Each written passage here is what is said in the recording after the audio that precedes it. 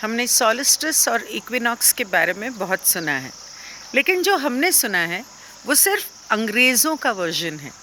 हमारे सनातन धर्म के हिसाब से उसका क्या वर्जन है ये तो किसी को पता ही नहीं था, कम से कम मुझे तो नहीं पता था। तो सॉलिस्टिस साल में 2 बार आता है और इक्विनॉक्स भी साल में 2 बार आता है। पहले सॉलिस्टिस की बात करते हैं। 2 सॉलिस्टिस होते हैं, एक होता है 14 जनवरी, 13, 14 या 15 जो भी डेट आती है हिंदू कैलेंडर के हिसाब से, और दूसरा आता है तकरीबन 14 या 15 जुलाई। इस साल वो 16 जुलाई को था।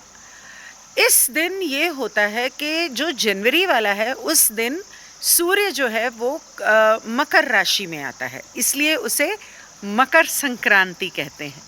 और जो 16 जुलाई को होता है उसे कर्कड़ी संक्रांति कहा जाता है, समथिंग लाइक दैट। उस दिन सूर्य कर्क राशि में आता है। तो ये शायद इसका कुछ उत्तरायण और दक्षिणायन से कुछ ताल्लुक़ होगा। I am not very sure about that. तो उत्तरायण में जब सूर्य जाता है या दक्षिणायन में जाता है, ऐसा होगा। लेकिन मेन बात ये, जब सवाल रा से पूछा गया कि ये जो सॉलिस्टिस होते हैं इसका महत्व क्या है, तो रा ने बताया, एक्चुअली कुओं ने बताया, बट रा भी कुओं का हिस्सा हैं। तो उन्होंने ये बताया कि सॉलिस्टिस के दिन आपकी ज़िंदगी के जितने अंधेरे हैं, दर्द, दुख, दरिद्रता, गुस्सा, जलन, जितने भी अंधकार हैं इस धरती के ऊपर, जैसे जंग होती है, नफ़रत है, लोगों में विभाजन डाले जा रहे हैं, इन सब नकारात्मक चीज़ों को, नेगेटिव एनर्जीज़ को आपको शिव को दे देना है, क्योंकि शिव विनाशी है, वो विनाश करता है।